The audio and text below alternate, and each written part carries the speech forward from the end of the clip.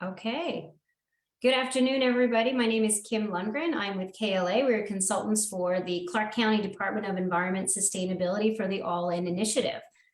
This afternoon, we are going to have a virtual forum related to the Smart Buildings and Development Focus Area that was part of the recently approved All in Clark County Sustainability and Climate Action Plan.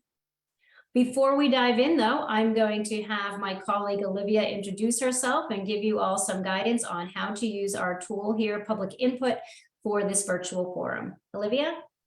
Hi, everyone. Thanks for joining today's virtual forum. My name is Olivia Burns. I'm supporting KLA and the Department of Environment and Sustainability on the All In Initiative. Today, I'll be helping with the prompts later on in this presentation. You can find these questions by scrolling down to the bottom of the viewing page. There are multiple ways to engage through this virtual forum. You can call in to the Hear audio and leave voicemail comments. You can type comments into the chat box on the right-hand side or at the bottom of the viewing page. You can also text in the answers to the prompts with that 855 number you see right there on the screen. This meeting page is also able to be translated into the language of your preference by clicking the CC button on the viewing page screen. If you have any technical difficulties or trouble viewing the presentation, please try refreshing the meeting page. Try clearing any cookies from your browser. Make sure the presentation is unmuted. And for further technical assistance, you can add a comment in the comment box. Thank you, and I'll pass it back over to Kim. Thank you, Olivia. Okay. So some of you may have joined our virtual forums last year. We had them in March of 2022. That was before the completion of the plan and the earlier phases of it. The idea there was, well, as you all may recall, we did end up back in kind of COVID times. We weren't doing in-person meetings. And so we thought that'd be a great way to educate the community members on each of the different focus areas associated with All In. Now, however, hopefully everyone's aware that the Board of County Commissioners approved the All In plan earlier this month. And now we're going to dive in, give folks maybe who are new a little bit of an update, just understanding how climate change affects each of these focus areas. Particularly tonight, we're going to talk about buildings and development here in the county. But we're also going to dive into the specifics of what is in the plan if you haven't had a chance to look at it. So we want to hear from you, get some thoughts on this, but we also want to share with you the building related goals, strategies, and actions that were just adopted in the All In community plan. So those are our objectives for this afternoon. For those of you that are totally new, the All in Clark County initiative is the county's effort to address climate change and create a more sustainable future. It is the smart, bold, and inclusive approach to ensuring the well-being and prosperity of all today and for future generations. It is led by the Clark County Department of Environment and Sustainability. And if folks have any questions or comments, they can always reach out to Jody Bechtel, who is the Deputy Director there at the Department of Environment and Sustainability. I do want to note for those that weren't involved in the planning process, and hopefully that's not too many of you, this was the vision for All in Clark County when it was designed and as we're moving forward. And I'm really pleased to say that the results were that the county completed what they believe to be the most inclusive planning process in recent history here in the county. Engaging over 150 different organizations in the development of this plan, and then reaching broadly to the whole community. Over 220,000 people in the community reached through all of the outreach activities, including a survey that had over 6,000 respondents. So really wanted to send a big thank you to all of you that did participate and engage in this. This plan is better for having so many different voices be a part of designing it. And so we're really thrilled that we can talk about the final plan with you all today. Before we do that, though, we're going to jump into a quick poll. This is an interactive virtual forum. We don't want to just present to you. We want to help you learn through the process. And so I am going to stop my screen share so that Olivia can engage with you all through the public input tool and give you the instructions for that. Great, thank you. You should all be My screen is loading and we're going to review the quick poll questions you see here. So the first question is, what is the name of your neighborhood or part of town? You could click the box and add in your comment and click the comment button to answer. And all of these questions are available during the form and after the form. We're recording this, so it'll be available for further viewing. And the questions will also be available so you could answer them after. Welcome, Gus. Thanks for joining us. He put the part of town is Paradise he lives in.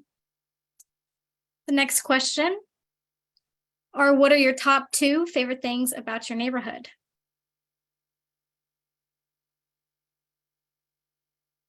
If you don't see your answer, you could put something else and tell us below. I do love these question options, Olivia, where, just helping folks think about, you might not always think about everything that's in the area in your neighborhood. And so what are the parks and trails that are nearby? Or, do you have something really close that's, your family's favorite recreation spot? Or is it super easy to get the kids to school or to your job? A lot of times we think about these things in the bigger picture when we're deciding where to live, but then some of it we're not thinking about until after we're there and recognizing the benefits.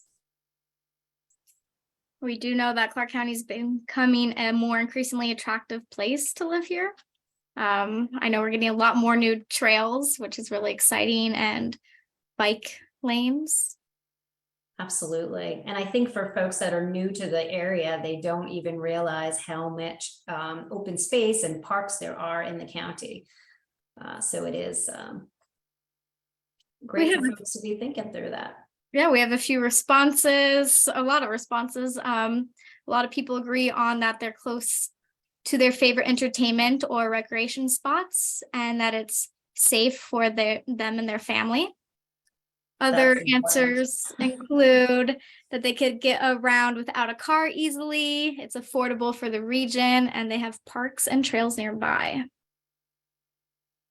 Some comments saying it is a great place to live.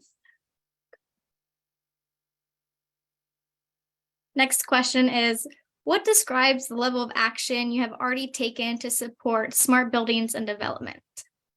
You have your first steps, which is that behavior change at home and at work, like turning off your lights or adjusting the thermostat. We have the basic efficiency, installing efficiency measures like LED light bulbs and weather stripping. We have advanced efficiency, installing more advanced efficiency equipment like new windows or upgraded air conditioning. And renewable energy, installed clean energy like solar PV or ground source heat pumps.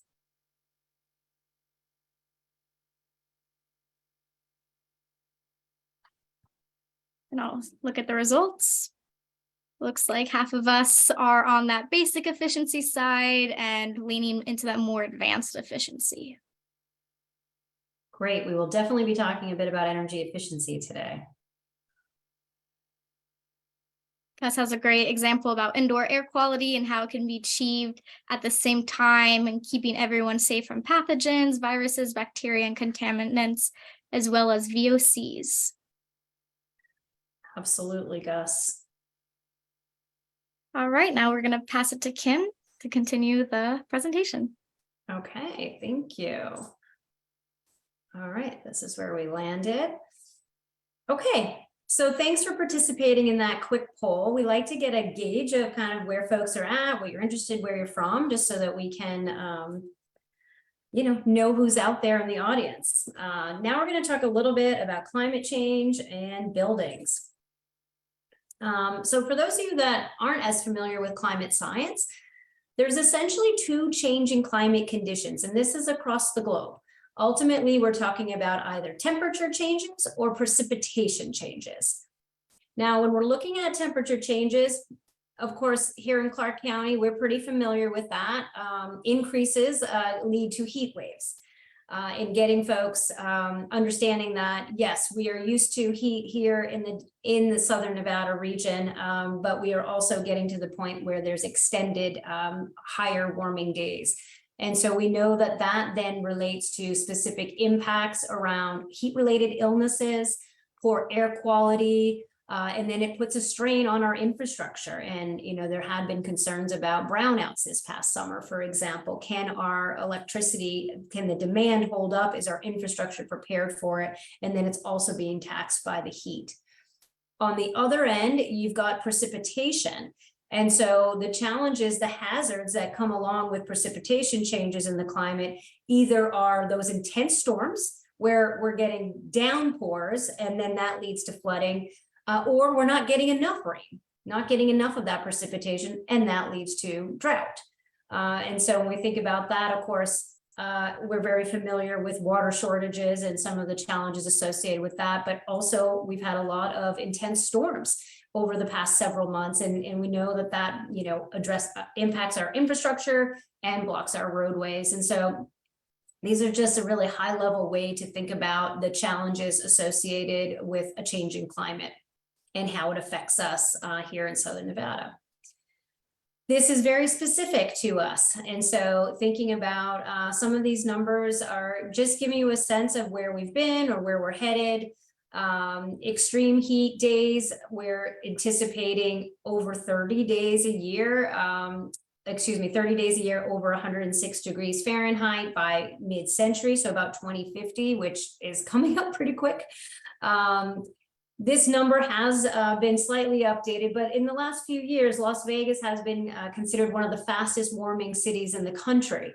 And so it's something that we need to be paying attention to when we're thinking about public policy and, of course, everything associated with making sure that people can stay cool and that we're protecting our outside workers, for example. Drought, I don't think we need to talk as much about this because we hear about it every day. And we have been for some time now, but 100% of Clark County has been in extreme drought conditions. That was as of summer 2021. We, of course, know that there's new restrictions being put on Lake Mead. We're heading to those low capacities, so really concerning areas. But on the flip side, we've now seen when we do get precipitation, we're seeing more and more of it coming through extreme events, and that results in flash flooding. And we've seen a 200% increase in those flash flooding runoffs in the Las Vegas metro area. We will be seeing that by mid-century. We've already been seeing increases over the last few years. Wildfires are something we are very familiar with, particularly the effects of the smoke events and the poor air quality days that come along with it. So these are some of the ways that the climate hazards are very specifically affecting us here in Clark County. As part of the All-In Clark County initiative, a couple of studies were done. In addition to the Community Sustainability and Climate Action Plan, earlier there had been a Sustainability and Climate Action Plan done specifically for Clark County's government operations, as the county was eager to lead by example. But through the process, we've also conducted two very important regional studies. One was looking at the region's vulnerability to these climate hazards. That was the Climate Vulnerability Assessment. And the other was the Regional Greenhouse Gas Inventory, which looks at our emissions and where they're coming from. So now that we're talking about hazards, looking at the Climate Vulnerability Assessment, one of the things that came through here as we assessed with a number of key stakeholders in the region, our infrastructure and facilities overall, for the most part, are either somewhat or moderately vulnerable to the various impacts. And you can see, and it might surprise some folks, that heat is actually one of the more important hazards as it relates to where we have vulnerabilities as a region. And so thinking about our electricity infrastructure, as I noted earlier, but then everything all the way to water treatment and distribution, telecommunication systems, our emergency management facilities, they are at risk due to high heat. And so we need to make sure that we are addressing that. And that is something that we had a series of recommendations both in the Climate Vulnerability Assessment, but then those carried over into the final All-In plan. And you'll see those spread out through the various focus areas where it makes sense. So specifically for buildings, when we think about climate change, heat does come up when we think about the increased demand for electricity and needing air conditioning. Understanding that that then increases energy bills, putting our various community members in a strained position as it relates to housing affordability and energy burden. We also have just the overall physical damage to homes and businesses. From wind, from flooding, the fires. This is an ongoing challenge. And then, of course, any disruptions that could occur both from our energy supply as well as transportation systems. As I started to note, when we're thinking about the effects of this, if we do have to have air conditioning running longer and at lower temperatures to keep us cooler and cooler, that can create unequal impacts on community members. Not all of us are in a situation where we can afford to keep doing that. And so as climate change drives up energy costs, the impacts are definitely going to be more significant or unequally spread out throughout the community. Some folks will have a more significant burden than others. In Clark County, low-income residents are spending about 5 times more on home energy bills and 3 times as much on gas for their cars compared to the median income families. Now, this is in addition to being more likely to live in older and less efficient homes. And actually, the overall number, we think about energy burden, when we're talking energy burden, that is looking at the percentage of household income that is spent on utility costs, essentially. And what's considered a high energy burden is about greater than 6% of your household income. Here in Clark County, we have about 18% as of 2020, 18% of our Clark County residents were in that high energy burden state. And so compared to the national average, which is about 3%. And so it's pretty significantly higher here in the region. Actually, Olivia, we do a quick double check for me on that stat, because I'm feeling like it might be a little bit off on the national one there. It's in the all-in plan under community resilience or community health. Yep, I'll check. Oh, go ahead. Oh, I just said, yeah, I'll check. Okay, thank you. The other thing to note in that this 45% number is a national number, but typically we are seeing an unequal energy burden on Native American and Black households, about 45% as compared to white homes. And the Hispanic population, it tends to be about 20% more. And so we do have an unfair burden that is being applied to our BIPOC population in our Native American communities. And that's something where equity was such a core tenet of the all-in plan that we want to make sure that we're addressing that, which is why we are tracking metrics related to energy burden and why we did ensure as equitable a planning process as possible, and one of the most equitable ever in the region, because we want to understand the challenges for everybody in the community and making sure that the burdens that come with a changing climate are not hitting people in inequitable fashion. While we're thinking about how folks are getting hit in the region and trying to address our current infrastructure and community members, there is an increased population that actually was driving a lot of the all-in initiative. The reality is we need to create a more sustainable community, but we need to do that while we're growing. And that can be really challenging. And so understanding that we're looking at about 860,000 more folks, more residents coming to this region by 2060. And so it helps us really think about, we've got to think about our emissions, not just from the standpoint of what's currently there, which is in this greenhouse gas inventory, but also those future emissions. And we'll talk about that in a second. And so as I noted earlier, the second study that was done as part of the all-in process was a regional greenhouse gas inventory. This was an update to one that had previously been done. What you're looking at here are the results of that regional greenhouse gas inventory that they were done for 2019. And what you're seeing is actually quite common. You're seeing that buildings are taking up a fairly large percentage of overall emissions, followed by transportation. And so the buildings are covered in the purplish color here. And you can see it's broken up by the source of the different types of sources. So electricity in buildings, natural gas in buildings. Of course, we also have natural gas and other sources that create electricity. So that's embedded in other places. But this helps you take a look at that breakdown. It's very common nationally. Buildings and transportation are always the largest two sectors. But for us, buildings are the top sector. And so when we dive in a little bit more, overall, we see over 40% of our emissions are coming from our existing buildings. 40% of that is residential and 60% commercial. And so we do have a lot of very large buildings here for, conferences and the resort corridor, large warehouses.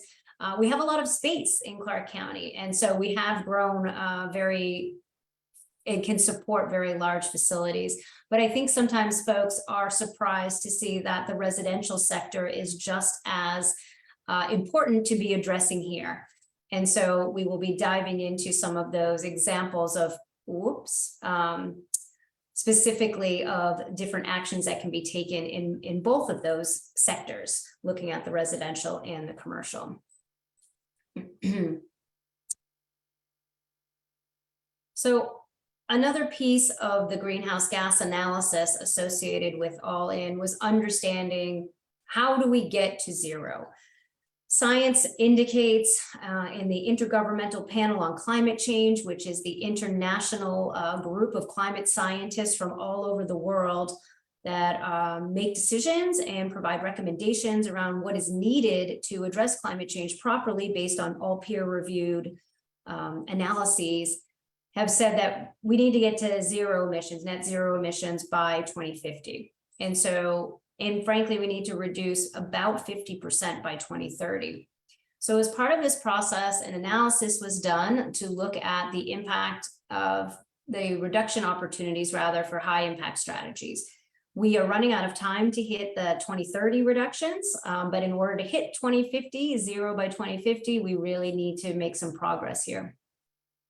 And so what you're seeing here, this is what's kind of lovingly, I guess, called a wedge graph, where it's showing kind of where we're starting. And this line at the top, business as usual, that would show that's the projected growth, right? We talked about we are growing. We haven't made all the changes we need here today. We are going to keep making some adjustments and try to ratchet things down. So there is a natural continuation right now, if we stick to business as usual, of emissions continuing to grow. What we're trying to do is to minimize that and then to start bringing down emissions from each of these sectors so that we can get to zero. And you'll see here with these analyses, which really focused in on existing technologies, policies we know that work in other regions or states. So this was very much focused on reality. It still leaves us a little bit short. But we do believe pretty strongly that, by 2040, there's going to be new technologies that have improved, new policies, new opportunities that will help us make that delta. Essentially, what we've got here shows about a 72% reduction. And this is going to be a lot of work to do, but the region is committed to doing this, creating these emissions reductions in a way that allow the county in its residents and in businesses to continue to thrive. And to grow as you're expected to grow. And so you'll see here, of course, the yellow is the clean and reliable energy set focus area. That's looking at our energy supply. And so thinking about renewable energy opportunities. There are commitments already through the state and NV Energy around 50% renewables will be on the grid by 2030. And NV Energy has a commitment to 100% renewable energy by 2050. And so assuming that those agencies hit their goals, then the idea is if we can electrify more buildings, then we can be running on clean energy. But we know that's not going to happen overnight. And so when we get into the smart buildings and development piece, what you see here, the biggest chunk where we're trying to start doing some savings between now and 2030, these huge buildings is the greatest opportunity for emissions reductions here in the short term. And that is all around addressing our existing buildings and actually just simply improving energy efficiency. And I'll talk about that more in a second.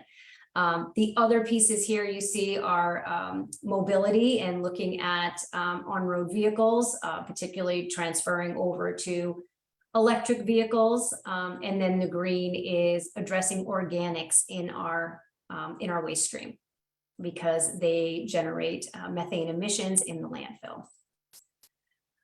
So let's just talk about this pathway to 2050, specifically as it relates to buildings. One of the things we looked at, and honestly, we're a little bit excited about because this is really existing technology and opportunities. It just has to be scaled up pretty significantly.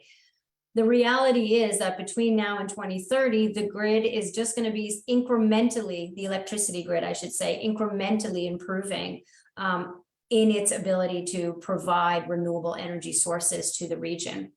And so if we can address existing buildings and the inefficiencies in those buildings using existing utility programs and maybe ramping them up a bit, that could lead to what's 35% of the 2030 reduction targets that we're going for.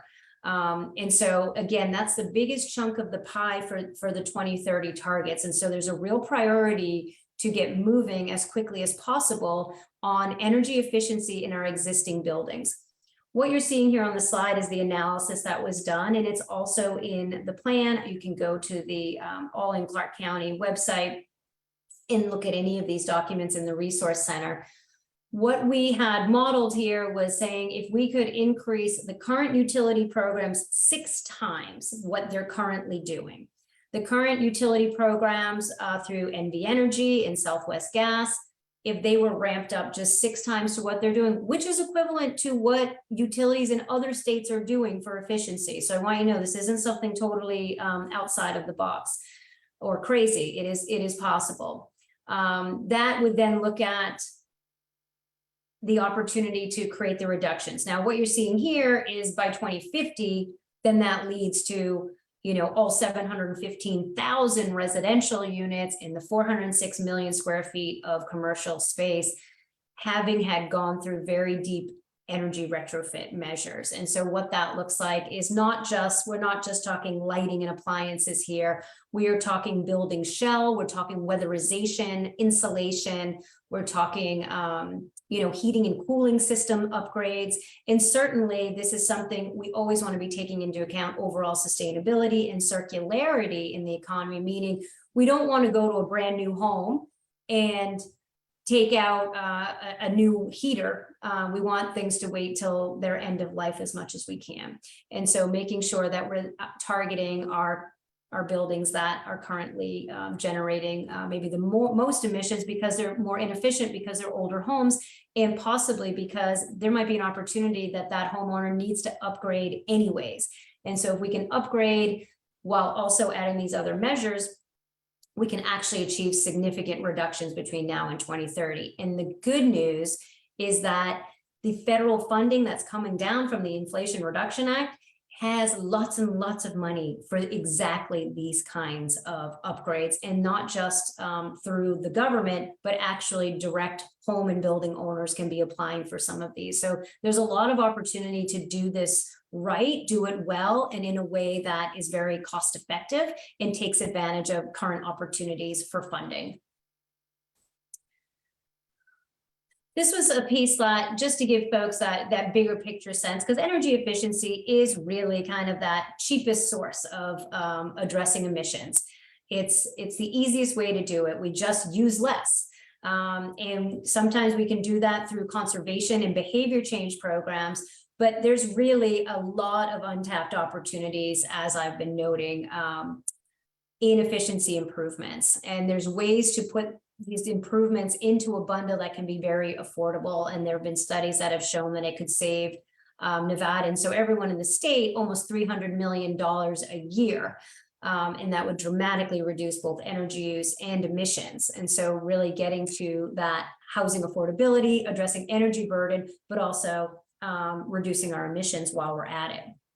And so really a great opportunity. The other piece is energy efficiency jobs are jobs that stay right here in Nevada. They are not jobs that can be outsourced. So if we're working on site on a building, then we have that opportunity. And so it's opportunity for job training, as well as just keeping jobs and the economy moving.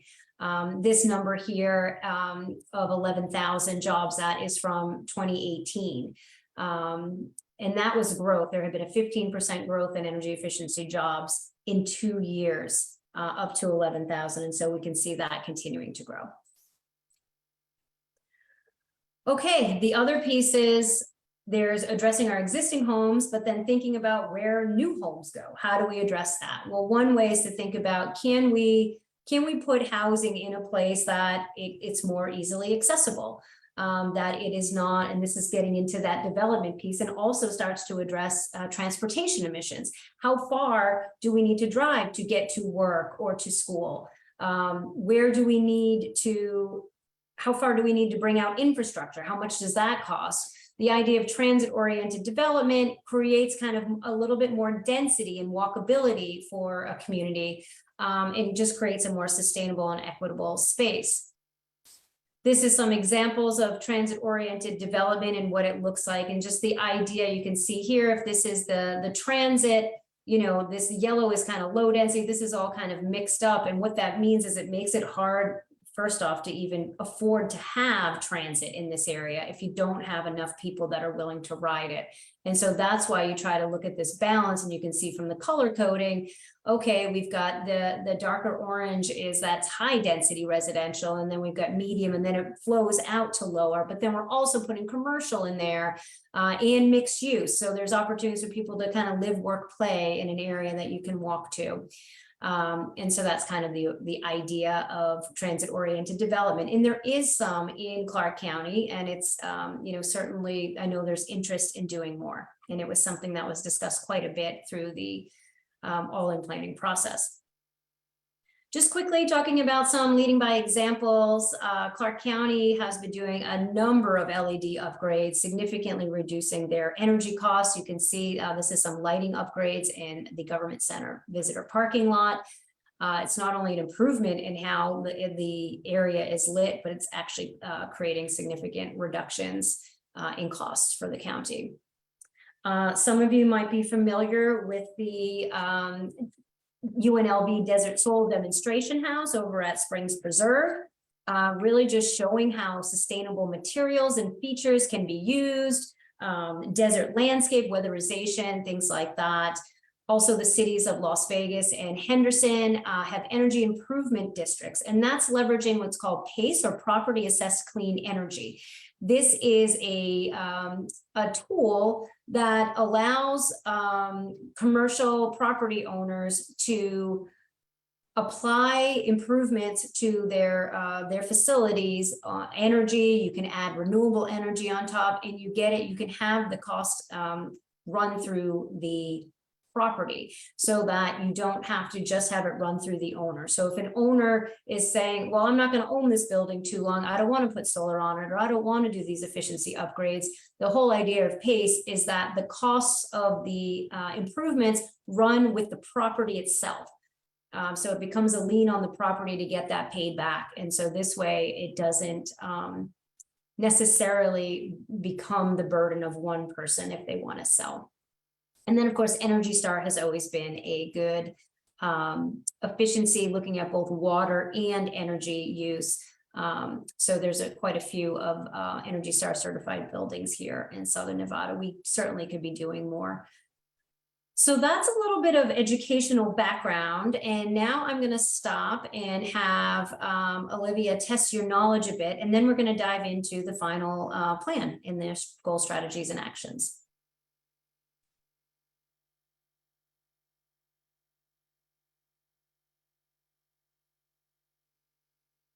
All right, let's test everyone's knowledge. I'll give everyone just a few more seconds to answer these questions. You could get to these questions by scrolling down underneath the presentation viewing screen. It looks like these questions, the first few are just one answer.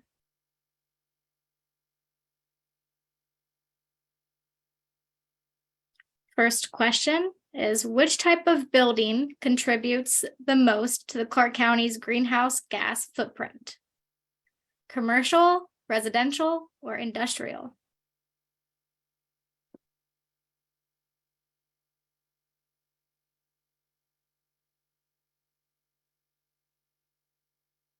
Commercial. Nice, 100%.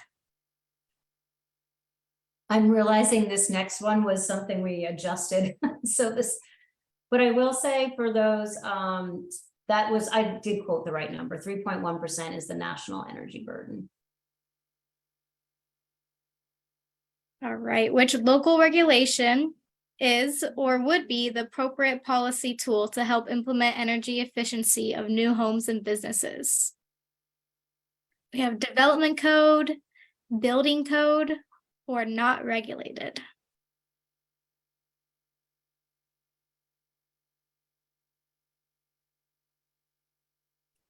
Building code is the correct answer. Yeah, and we'll talk about it in a second, but the new building code was just adopted. So we'll talk about that in a minute.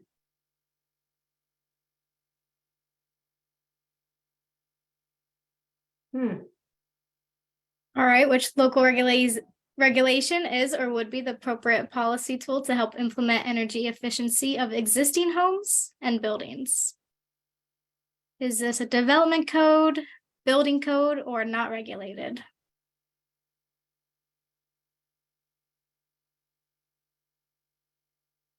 Give everybody a few seconds to answer.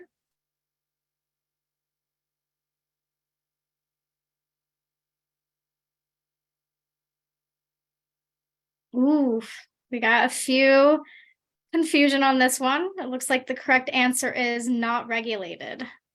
So which local regulation is or would be the appropriate policy tool to help implement energy efficiency of existing homes and buildings? And that is why encouraging folks to do efficiency is so key, because there isn't anything for existing buildings, and we know that that is such an important opportunity. Next question is, which local regulation is or would be the appropriate policy tool to help implement eliminating fossil fuels in new construction? Development code, building code, or not regulated?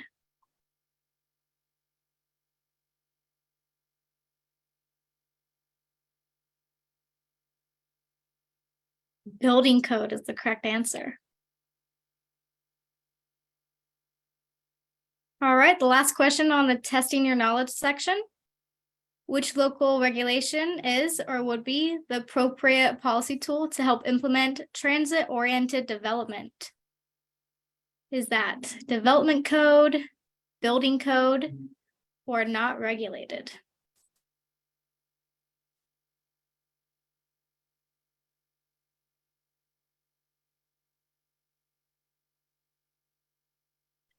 Development code, nice, 100% correct answers. All right, that's it for the testing your knowledge section. There is one more prompt section after this, so you could go ahead and answer those whenever you're ready.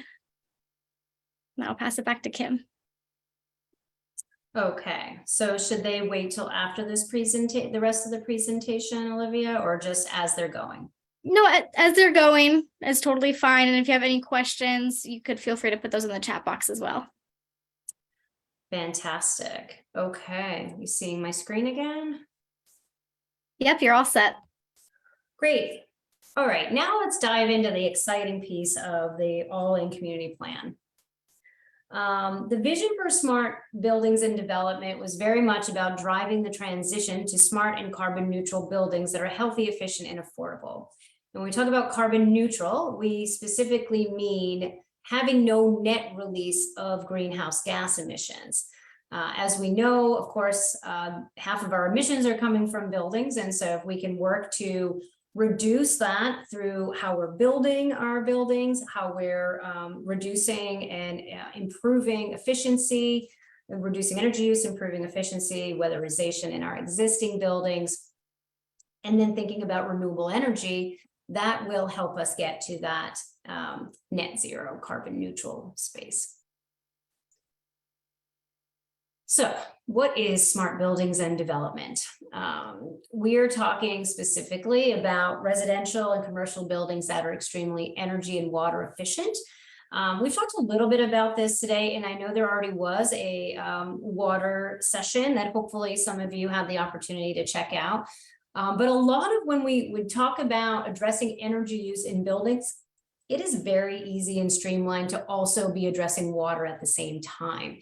And there's actually a portfolio manager tool that is a free tool that's out there from EPA in coordination with the Department of Energy. And it helps track both energy use and water use. And so there are really good opportunities to address that, which of course are so important here in the region.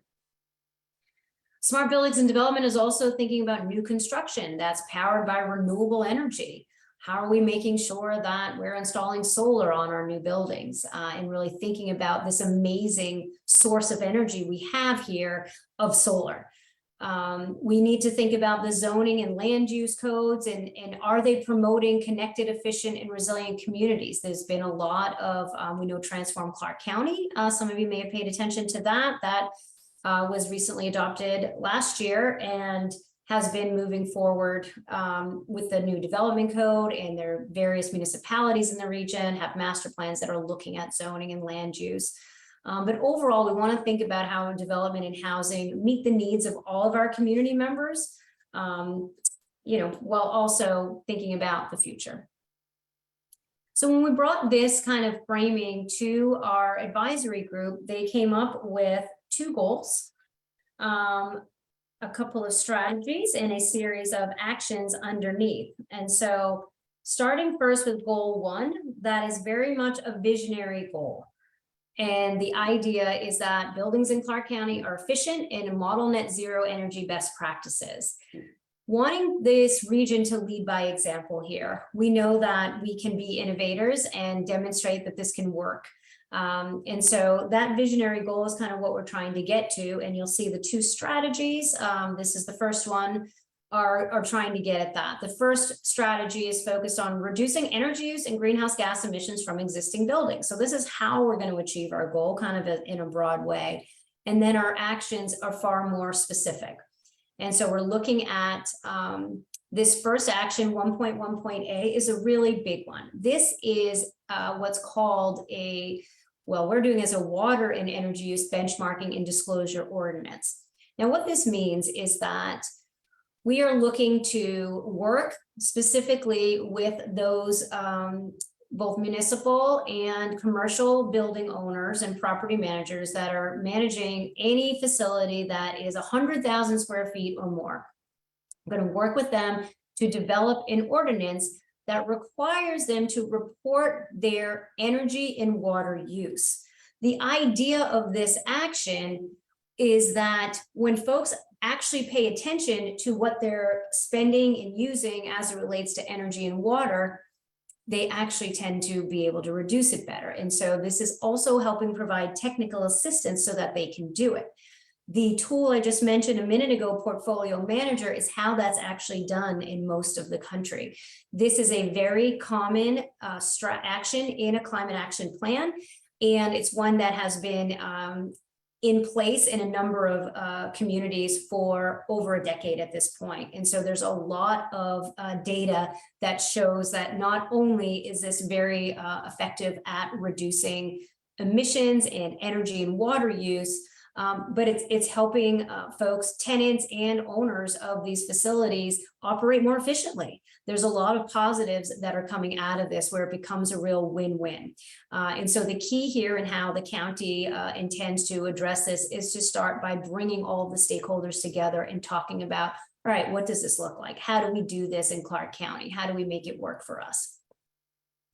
The next action is establishing a residential energy labeling program. And you might think, what is that, Kim? Think about it like the emissions sticker on your car. If you're purchasing a new car, there is a sticker that tells you, how much you should have to pay in gas each year based on the fuel efficiency of this vehicle. It's a similar type of label where you're essentially saying, you should expect to pay X amount in utility bills for this particular unit or this home. And that helps folks, this single family home, multifamily, it doesn't matter. It can be applied to either, but it gives you a better information so you can be more informed when you're making decisions about where you're going to move. And you can run those analyses so that you know what you can afford and we don't end up having folks in that energy burden situation. Now, this has also been quite successful in other communities, and really just that transparency is something that folks appreciate. And it's not just applied typically to new construction, it can also be applied to existing when we're doing it through a transaction. So when you wouldn't put it on your existing home if you're not planning to leave, but when you're going to leave that unit or leave your single family home and sell it, or they're going to rent to someone else, that is when it would kick in and they would be able to provide that. And then, of course, this last action is really, really important. It is focusing on the deep energy retrofits that I talked about earlier that are so needed for this work, for these emissions, and the biggest opportunity for the region in the short term here. But what this is doing is trying to make this program accessible to as many folks as possible, in creating what is called a stacking funding mechanism. And what that does is it takes a series of different types of funding streams. So it could be a weatherization grant program that already exists. It could be utility rebates from NV Energy or Southwest Gas. And it could be some of this federal funding or even public health funding for indoor air quality, as you noted earlier, Gus, about the improvements that can come to indoor air quality when we address our the shell of our buildings. The idea is you're stacking all this money together to give everyone the best opportunities financially to make the improvements that they need. And so that's been a really big priority for the county. And you'll note that in the all-in implementation section at the back of the plan, that this is one of the priorities for the next 3 to 5 years. The second strategy under goal 1 is specific to local renewable energy, is maximized and accessible to all within our community. And so the idea of how can we incorporate solar and other energy resilience technologies into our facilities and into our homes. This strategy is, I'm sorry, this goal is wrong here. I'm like, wait a minute, that's not right. The goal is still buildings in Clark County efficient and model net zero energy best practices. This is a typo, Olivia. Let's make sure we update that before we post. The strategy is establish uniform regional requirements that reduce emissions in new buildings. And so the first action here is to basically establish the automatic adoption of the IECC codes. What that means is the International Energy Code Council, they determine for existing buildings and for new, just the standards of efficiency. Each state has to adopt that code, and then the local authorities need to do the same. And actually, I'm pleased to announce that the Clark County Board of County Commissioners just adopted the 2021 IECC standards for Clark County. And so that will be something that'll be applicable there. The idea there is that this is updated. The IECC is only updated every couple of years, and it just sets the standards for how we are creating and updating our buildings to make sure that there's consistency across and that we're leveraging the best technologies and opportunities moving forward. And then this final action under goal 1 is to establish readiness building code requirements to allow for rooftop solar energy storage, electric HVAC and appliances, and EV electric vehicle charging at both commercial and residential buildings. This was something that was talked quite a bit about with our advisory group. The idea that if we are building something today in 2030, we do expect for it to be here in 2050. And if 2050, it needs to be at net zero emissions, then we need to make sure that we're at least making them ready. And there's a few different hookups that have to be installed right away, so that maybe when it does come time, a homeowner is at the point where they have maybe additional funding, that they're ready to put on solar panels, or they just bought that electric car, that they don't have to spend a ton of money to get the infrastructure in that home. We want these new homes to be ready for that, because we expect them to be around in 2050. Goal 2 for smart buildings and development is addressing that piece, like we were talking about, getting people out of their cars. How can we give opportunities that we have more walkable areas in Clark County? So thinking about neighborhoods that are livable, resilient, and provide diverse housing options. The strategy here is to minimize the impact of development on Clark County's community assets and resources. And we're looking at zoning and incentives to prioritize infill development, mixed use, maybe putting in higher density in that transit-oriented development we discussed. And then finally, piloting alternative development demonstration projects that really showcase the diverse uses and housing types, as well as best practices in efficiency and resilience. Now, this might seem a bit of a broad action, but the idea here is that a lot of times, if you haven't seen something, you just don't know it works. If you've never been in an electric car, you might not understand that it's actually a pretty great way to get around. And if you haven't experienced what it's like to get cooling through a heat pump, or what it looks like to have solar panels, and how that looks on your home, the idea is that people need to see it. And oftentimes, you will see, if someone in a neighborhood, say, gets solar panels, then you start seeing it pop up in all the other homes, because they're like, oh, I just saw that, Joe, my neighbor, put these up, and they were telling me that, they're saving this much money and they're feeling this great about their, doing their part. And so just the idea of having more demonstration projects out there, but also going beyond what we currently have as more commonplace technologies, and getting, even beyond that into things like distributed generation opportunities, microgrids.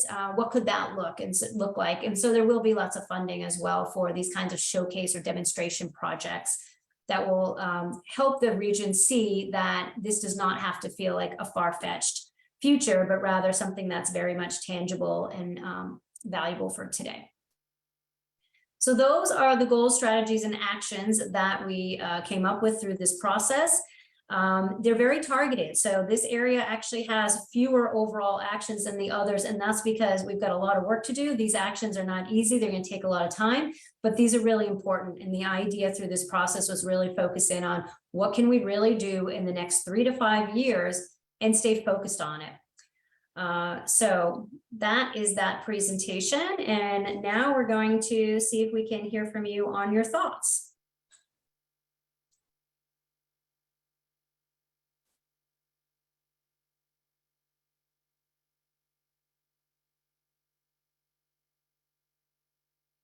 All right, this is just the next page. If you answered the testing your knowledge, you just press the continue button and you'll see these your thoughts questions. Here we have a graph where you could choose if you're familiar or if you need more information about a certain technology that'll help reduce emissions. So how familiar are you with each of these technologies? We have solar thermal hot water, geothermal, electric hot water heater, rooftop solar, induction cooktop, low E windows, and cool roofs.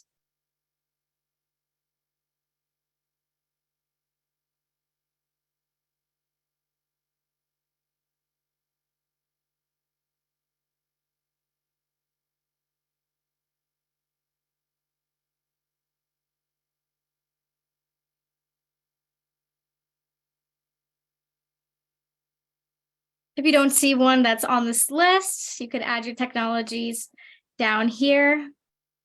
We have a comment saying that there's experts in the field that advise ways to achieve zero emissions in my community, and they would love to assist. That's fantastic. The next question is an open-ended one. If we accomplished our vision for smart buildings and development, what would the future look like in Clark County?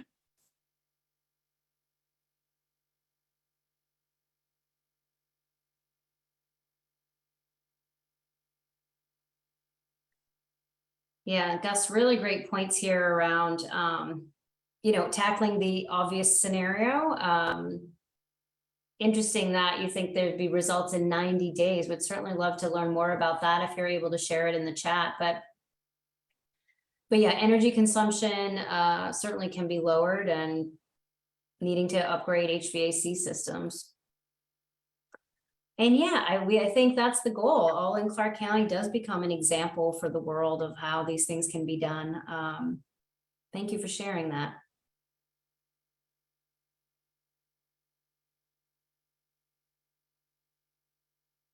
And then the next few questions are about the specific actions that Kim just shared with you all. So which actions have you already taken to support smart buildings development? Which actions would be most difficult for you to implement? And what barriers exist that make it difficult for you to implement this action? Again, all of these questions will be available on this public input page during the live stream, and even after. You'll be able to watch the recording and answer the questions along with.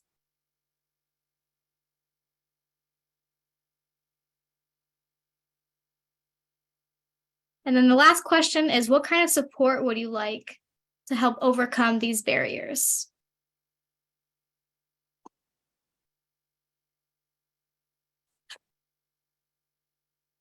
And those are it for the prompts. Thank you for participating. And again, you could continue to.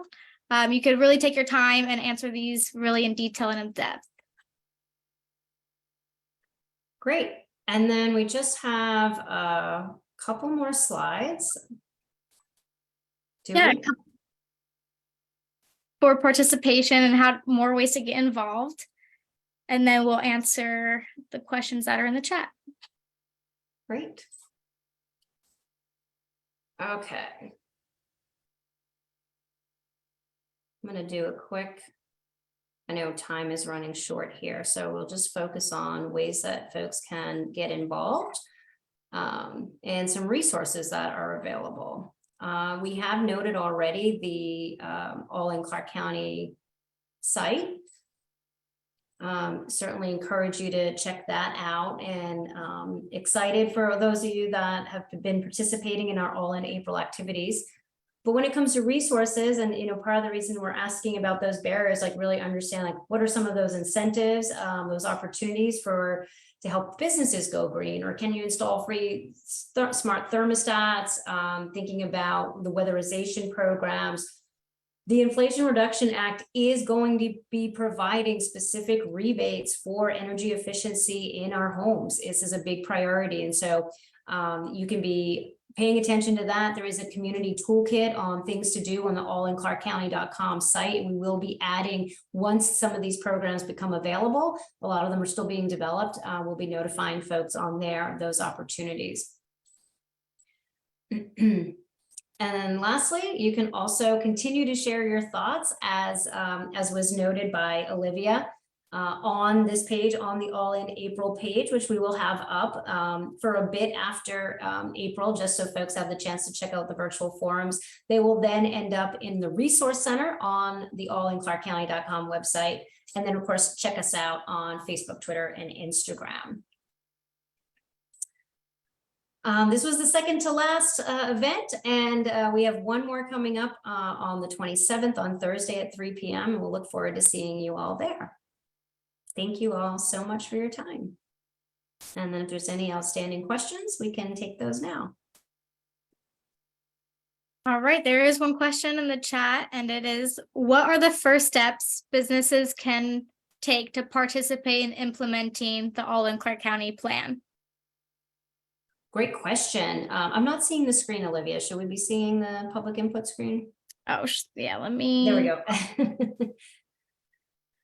I think for sure, depending on the kind of business, it will depend. But I think as a starting point, you can always reach out to the Clark County Department of Environment and Sustainability. Also, please note that the Office of Economic Development for the county was a participant in All in Clark County. And so Shawnee Coleman has all the information related to All in as well. There will continue to be opportunities for implementation. Right now, the county is very focused on putting together the grant applications for some of the funding opportunities. And assuming some of these are coming through, the ones right now are particularly formula funding. So that means they're coming, but the county does have to go through specific steps to receive it properly and to coordinate with the municipalities to get it. And so there will be those opportunities. I would encourage you, Gus, and others to start at the allinclarkcounty.com website and check out the What You Can Do page. And that would be a great opportunity to see what is out there to start moving. And if you have any more questions, don't hesitate to reach out to the contact on those pages. Great, and that is it for today's questions. Thank you, Gus. Thanks, Gus, for your participation and others. And thank you all so much, and looking forward to a very exciting couple of years as we implement All in Clark County.